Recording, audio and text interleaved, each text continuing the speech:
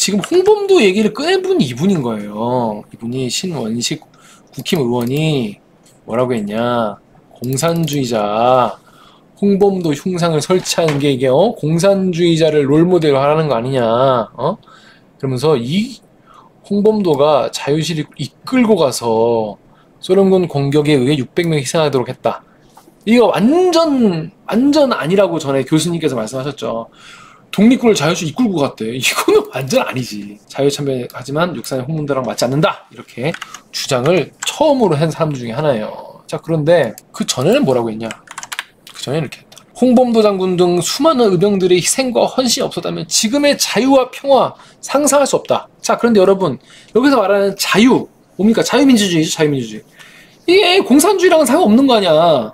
공산주의 반대되는 거 아니겠습니까? 이분들의 주장에 따르면 결국에는 홍범도 장군 덕이다 이런 얘기예요. 이런 글을 올렸어요. 그래서 오히려 유승민 의원이 갑자기 대통령과 생각이 같아졌다. 예전에 과거에는 의병의 날에는 홍범도 장군 추앙하는 글을 써놓고 왜 윤석열 대통령이 취임하니까 갑자기 생각이 거기랑 같아졌는지 모르겠다. 그래서 오늘 저녁에는 애국 정신을. 근데 1년 뒤에 돌변했어. 근데 최근에 이제 이분이 이제 후보가 되니까 후보자로 지명된 국민의힘 소리 들리죠? 신원식 의원의 과거 발언이 또 논란이 되고 있습니다. 전두환 군부의 12.12 쿠데타에 대해선 나라를 구하기 위한 것이었다라고 평가하고 과거 노무현 문재인 전 대통령에겐 악마, 간첩이라고 비난했던 인물입니다. 최유경 기자의 보도입니다. 2019년 9월 한 국방 전문 유튜브 채널에 출연한 신원식 국방장관 후보자. 국민의식이 성장한 지금은 쿠데타 성공이 어렵다면서도 전두환 신군 그러니까 성공하기가 어렵다. 그러니까 나쁘다는 게 아니라 성공하기가 어렵다는 거예요. 12.12 쿠데타에 대해선 이렇게 평가합니다. 12.12하고 박정희 대통령이 돌아가시는 그 공백기에 뭐 서울에 보면 일어나고 그래서 저는 그때 당시 나라 구해야 되겠다 나왔다고. 아니, 어떻게 이런 말을 그냥 할 수가 있죠? 나라고 하려고 전두환 일당이 나왔다는 거 아니겠습니까? 전두환이 전 대통령도 아니죠. 이제 전두환 일당이라고 부르는데 전두환 일당이 나온 게 나라 구하려고 해서 그러면 이제 그거를 완전히 이제 옹호하는 그런 입장인 거죠. 성공하기 힘들다는 기만 하고. 봐요. 나라를 구하려던 것이라고 의미를 부여한 건데 5.16에 대해서도 경제적으로는 혁명이라고 말합니다. 시원하다. 나중에는 한국에 도움이 되는 그러니까 5.16 같은 게 정치법적으로는 구테타인데 우리가 농업화 사회에서 산업화 사회로 바뀌었기 때문에 사회, 경제, 철학적으로는 혁명이거든요. 혁명이다 이 말이야. 5.16 혁명이라는 말을 그대로 쓰고 있죠. 좋았어. 전직 대통령에 대한 평가는 극과 극을 오갔습니다. 시원하다. 이승만, 박정희 전 대통령은 기적을 이뤄낸 모세에 비유했지만 이승만, 박정희는 모세고 노무현, 문재인은 악마, 간첩이다 이렇게 얘기했어요. 이 정말 이렇게 살면 정말 세상 살기 편할 것 같지 않습니까? 이게 사람이 일장일단 있고 잘한 것도 있고 못한 것도 있는데 모세랑 악마, 간첩은 너무 멀잖아. 노무현 전 대통령과 문재인 당시 대통령을 향해선 악마, 간첩 등 원색적인 비난을 쏟아냈습니다. 오늘날 문재인이라는 악마를 탄생시킨 초대 악마인 노무현이라는 자가 대통령이. 아니 나는 딴 거보다 이게 말 수준이 너무 낮지 않아요? 이게 뭔가 이 사회 어르신이라고 좀 보기가 아니 멘트가 아무리 저 종교 집회 정강훈 씨랑 같이 있는 거라고 둘이 지금 이게 지금 이렇게 술 먹고 농담 따먹게 하는 그런 게 아니라 지금 이 두 분 표정을 봐요. 지금 시국에 대해서 정말 진지하게 고민하는 두 어떤 남자의 그 장년층 남자 둘의 이 진지한 시국에 대한 고민, 이 시대에 대한 고민이 담겨있는 그런 표정이잖아요. 둘 다 되게 장난친 게 아니야. 되게 진지해 지금. 그 악마다 이 말이야. 그 초대 악마 있으면 뭐 후대 악마 있는 거야? 있는 건가? 그렇습니다. 문재인이라는 그놈한 거야. 탄생시킨 초대 악마인 노무현이라는 자가 대통령이 된 겁니다. 2016년 촛불 반역! 2016년 촛불이 반역이라는 건데 그러면은 헌법재판소는 뭐야? 헌재는 또 반역 잔당이야? 반역의 그 핵심 인물이겠네? 문재인 따는 것은 시가 문제입니다. 문재인 모가지를 딴다는 거는 이건 우리가 왜 영화 실미도 보면 이제 김일성의 모가지 뭐 따고 오자 뭐 그때 이제 그런 멘트들이 되게 많이 했잖아요. 김일성 모가지 따고 오겠다 그랬는데 그 김일성 같이 생각하는 거예요 지금 여기서는. 반역! 문재인 따는 것은 시가 문제입니다. 기분 좋게 저랑 춤추면서 합시다. 안 내려오면 붕짜자 붕짜. 이 같은 기가 막힌다. 발언에 대해 신 후보자는 국회의원이 되기 전 제야 투쟁가로서 격한 얘기를 한 것이라고 해명했습니다. 신 후보자는 지난해 국정감사에서 홍범도 장군 흉상 이전 문제를 처음 주장했고 해병대 최상병 수사 은폐 의혹 이 멘트도 기가 막히죠. 8명이나 처리할 만큼 어마어마한 군의 과오냐고 반문하기도 했습니다.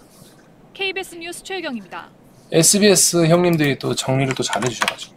문재인 따는 것은 시가 문제입니다. 안 내려오면 붕짜자 붕짜. 안 내려오면 신난다 신나. 붕짜자 붕짜. 야, 그것은 간첩이기 때문에 그렇습니다. 간첩. 김정은의 행복을 위해서만 사는 간첩이 아니라. 그러니까 문재인 전 대통령이 김정은의 행복을 위해서만 사는 간첩이기 때문에 그렇다. 그러니까 안 내려오면 쳐들어간다. 붕짜자 붕짜. 야, 없던 흥도 나겠다 진짜. 붕짜자 붕짜. 이 국방부 장관 붕짜 체조 만들어. 아침부터 붕짜자 붕짜 이렇게 하면 진짜 아침 점호 끝나고 정말 힘날 것 같아요. 군 장병들은. 이라며 문재인 대통령 그래서 간첩 악마라고 한 거에 대해서 어떻게 생각하냐 기자들이 물어봤어. 물어봐야지. 붕짜자 붕짜. 근데 아까 보니까 솔직히 아까 모가지 따고 붕짜자 붕짜 이거는 약간 그 분위기에 본인도 약간 좀 하이 된 것 같아. 약간 본인이 너무 하이 되면 이게 평소 안 하던 말도 하잖아요. 그런 거 좀 감안해 줘야 되지 않나. 그건 이제 그 구체적인 것은 그 각 개개의 발언에 대한 거는 제가 정리해서 청문회 중이나 청문회 직전이나 충분히 국민께 설명드립니다. 12회 박정희 대통령이 돌아가시는 그 공백기에 저는 그때 당시 나라 구해야 되겠다 나왔다고 봐요. 5.16 같은 게 정치법적으로는 구태타인데 사회, 경제, 철학적으로는 혁명이거든요. 그래 뭐라 하시겠어. 절대 있어서도 안 되고 있을 수도 없고 대한민국 현실에 불가능하다고 봅니다. 앞뒤 맥락이 좀 자르고 이야기한 거죠. 앞뒤 맥락 뭐가 달라졌는지 아시는 분, 뭐가 달라졌는지 아시는 분 이해가 안 됩니다. 아무튼 이분 주장에 따르면 앞뒤 맥락을 잘 얼마나 더 앞뒤를 해야 돼? 그 과거에 했던 발언에 관련된 모든 것은 대법원 확정 판결과 전 사실 이런 태도는 조금 뭐랄까 무책임한 것 같아요. 그러니까 대법원 확정 판결과 공식 입장을 본인이 이제 부정하진 않아야 장관일 수 있잖아요. 근데 이제 그때 내가 뭐라고 말했든지 간에 다 그냥 이거 하나로 그냥 퉁치고 싶은 거잖아. 그냥 제발 이걸로 더 뭐라 하지 마세요. 그러니까 이런 느낌이잖아요. 뭔지 모르지만 근데 박근혜 탄핵은 뭐 헌재 재판소 최종 판결로 끝난 건데 그거를 반역이라고 하니까. 그리고 정부의 공식 입장을 100% 지지합니다. 아무 보지 않다고 한다. 2016년 박근혜 대통령을 한멸로 이끌었던 촛불은 거짓입니다. 여러분 여기 지금 보시는 분들 중에서 박근혜 대통령 탄핵 그때 한 번이라도 촛불 들고 나가셨던 분 계십니까? 여러분은 계시다면 여러분은 거짓입니다. 거짓뿐이 아니야. 2016년 촛불은 대한민국의 자유민주주의를 파괴하고 대한민국의 계속성을 파괴한 반역입니다. 반역이야. 2016년 촛불 반역. 박근혜 전 대통령 탄핵을 그만하시죠. 자 여러분이 공인신분 되기 전에는 여러 정치의 견해를 자유롭게 저도 표현할 수 있겠지만 국회의원이 되고 더구나 앞으로 국무위원이 된다면 더더구나 개인적인 사견이 아닌 정부의 공식적인 견해 맞습니다. 이게 참 그냥 좀 시켜만 주면 좋겠다 하는 거죠. 옛날에 왜 이런 말 했냐 거기에 대한 설명 그거는 사인일 때 이야기니까 그냥 왜 그런 말을 할까. 그때는 이제 약간 좀 업되셨던 것 같아요. 신나서 그렇게 했던 건데 그리고 여러분이 개인적인 사견이라는 표현은 이 초가집 같은 거죠. 리던던트한 거예요. 개인적인 의견 이게 사견이니까 개인 의견이라고 한 거랑 마찬가지예요. 그러니까 그냥 사견이 아닌 이렇게 하면 돼요. 이런 거 리던던트한 표현입니다. 여러분 글 쓸 때 말할 때 조심하시고. 우리 사법부의 판단은 존중하고 그렇게 늘 존중하는 행동을 하게 됩니다. 믿어주이스 이런 거죠. 국방장관 후보자 제야 투쟁가로.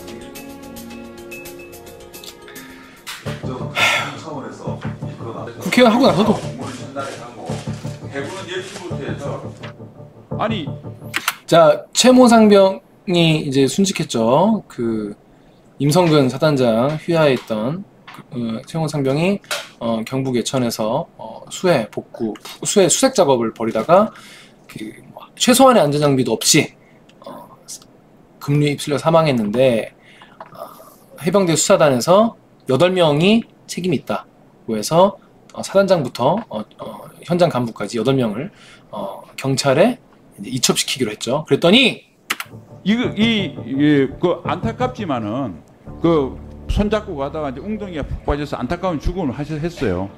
근데 이게 8명이나 다 처리할 만큼 어마어마한 군의 과오나 그겁니까? 이런 말을 어떻게 공개석상에서 할 수가 있을까요? 군에서 최소한의 안전장비를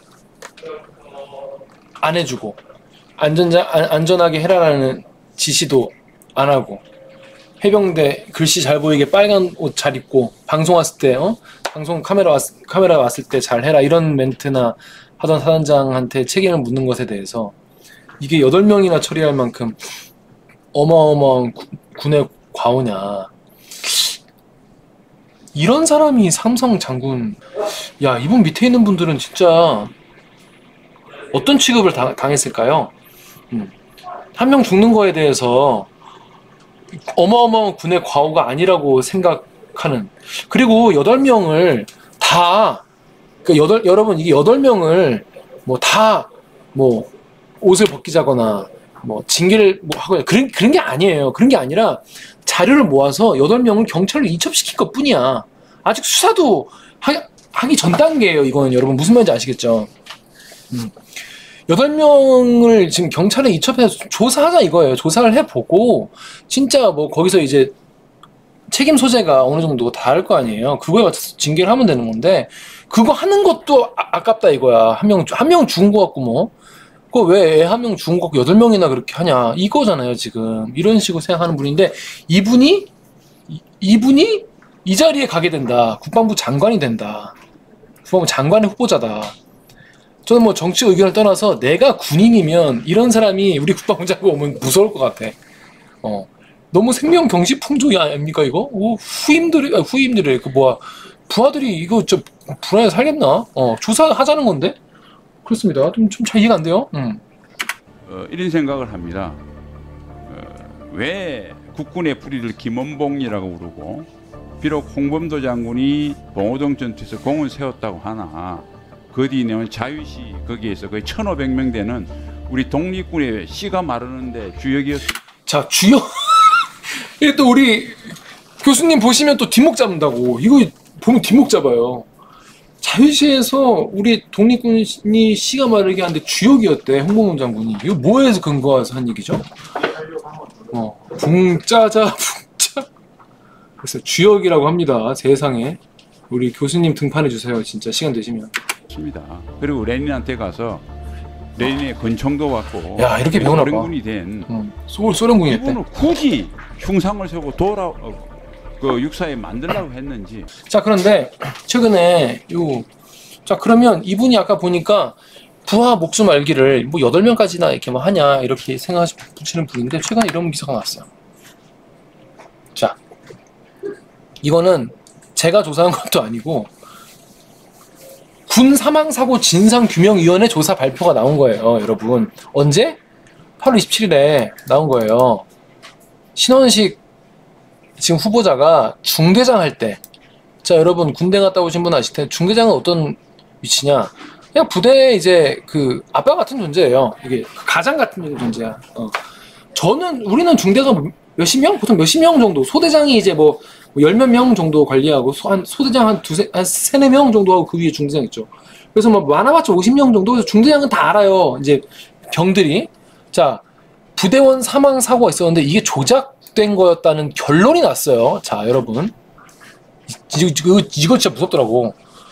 자, 이 사람이 중대장 할 때 훈련하다가 포탄을 잘못 쏴가지고 애가 죽었어. 근데 이거를 불발탄 밟은 것으로 조작했어. 한 것으로 결론 났어. 자, 이때 소대장이 증언을 했어. 뭐라고 했냐? 조작 은폐 신원식이 했다 라고 소대장이 얘기를 했습니다. 자, 그래서 근데 신원식 의원은 전혀 동의하지 않는다. 아까는 무슨 정부의 의견에 뭐 다 100% 뭐 동의한다며. 이거는 또 선택적으로 안 하나 봐요. 자, 여러분 요거 한번 얘기 한번 들어보세요. 자, 85년이에요. 옛날이죠. 옛날이긴 하지만 이때 이병 20세가 죽었어요. 왜 죽었냐? 당시 부대가 뭐라고 했냐? 불발탄, 고폭탄을 밟아서, 그러니까 이병이 불발탄을 밟아가지고 자기 잘못으로 죽었다 이렇게 처리를 했어요. 자, 그런데 알고 보니까 조작 은폐한 거다. 자, 여기서 뭘 했냐면 한미합동 공지합동 훈련을 실시했어요. 자, 그런데 이 훈련이 뭐였냐면은 자, 고지의 7, 8분응선, 7, 8분은 뭐냐면 여기가 0부고 여기가 10부라고 치면은 한 요 정도, 요 정도의 폭격, 공중력 폭격을 하고 후방에 이제 화기소대가 박격포를 쏜 다음에 1, 2부 여기에서 대기하던 돌격 보병이 이렇게 올라가가지고 고지 탈환하는 이런 훈련이었대요. 뭔 얘기인지 아시겠죠? 그러니까 이렇게 있으면은 여기 한 7, 8분 능선쯤에 적들이 있을 것 같으니까 여기다가 박격포를 쏜 다음에 보병들이 와 뛰어 올라가서 여기를 이제 점령하는 이런 훈련이었던 거예요. 이해가 되시죠? 근데 이 이병은 누구였냐면은 1, 2부 능선에서 대기하던 분이었어요. 이렇게 해서 여기서 돌격하는. 그러면 박격포가 7, 8부 능선 저 위쪽에 떨어져야 될 거 아니야. 그게 여기에 떨어진 거야. 그러니까 박격포만 그냥 맞고 죽은 거예요. 그래서 후방 10m 부근에 있던 임아무개 상병이 내 머리 바로 위로 포탄이 날아가가지고 망인 앞에 떨어진 걸 봤다는 거야. 내가 봤다. 얘가 떨어져 죽는 거 봤다.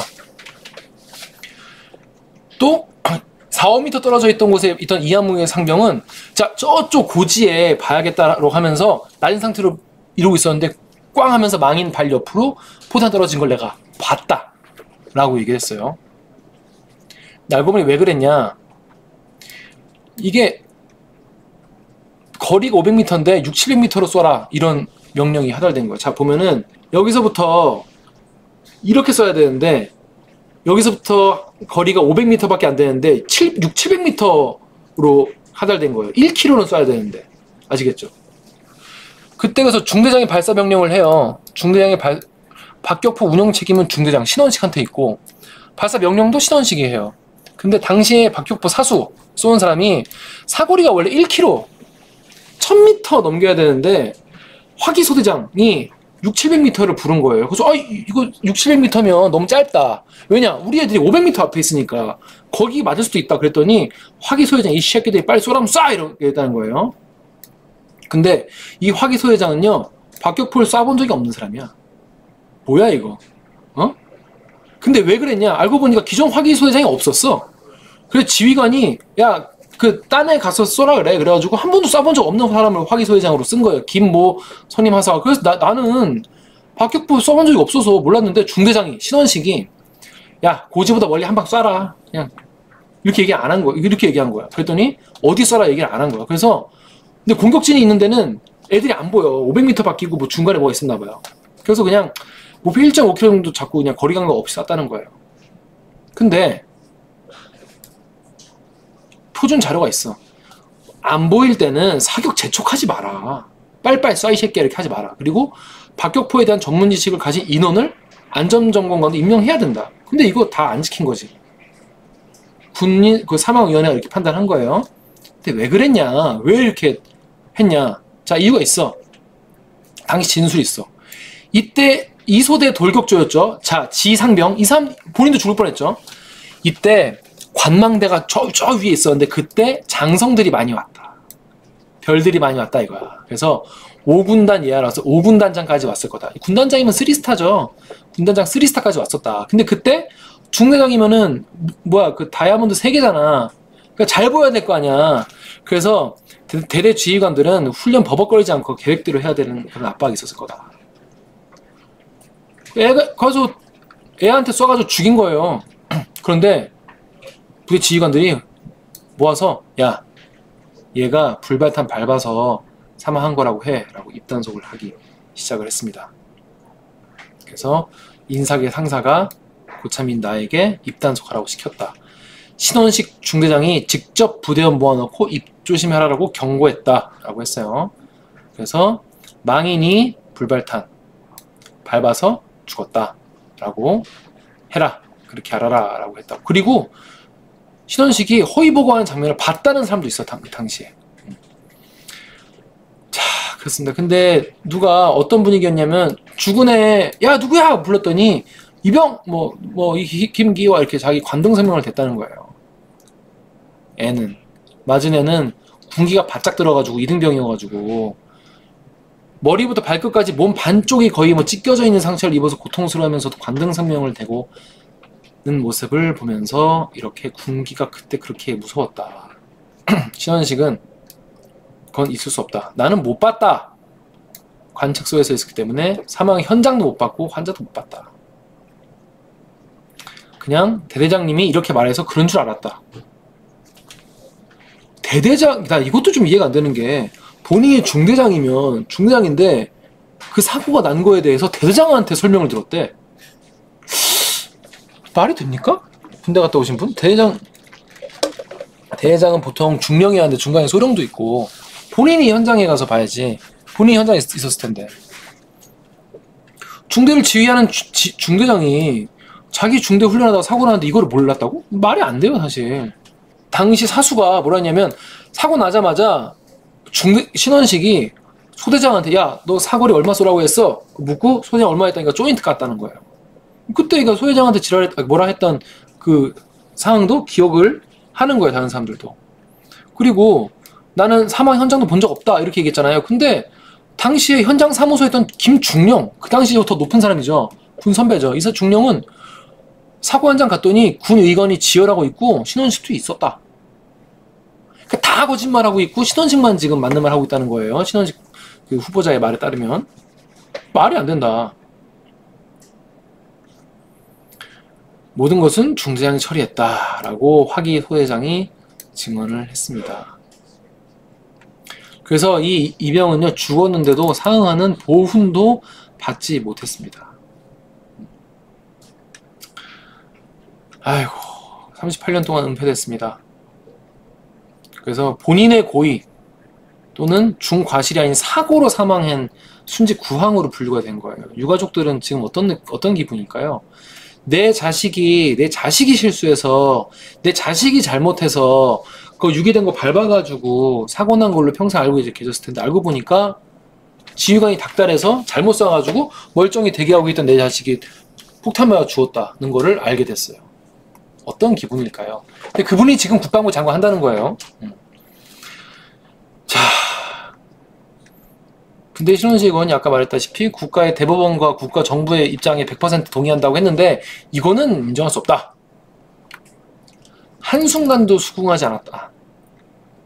라고 말했습니다.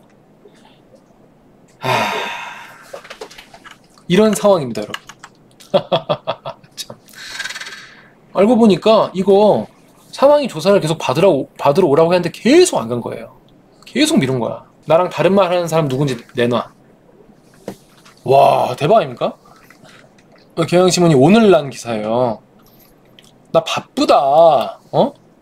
나 때문에, 그러니까 우리 부대 중대원이, 그러니까 나 때문이 아니지. 나 때문에 아니라고 했으니까. 우리 중대원이 죽은 거에 대해 조사를 받는데, 나 바쁘다. 나 바쁘고, 아니, 명백한 사건이 왜 또 조사하냐. 기록 다 돼 있는데, 그리고 나랑 다른 주장하는 부대원, 그게 누구냐? 명단 대봐라.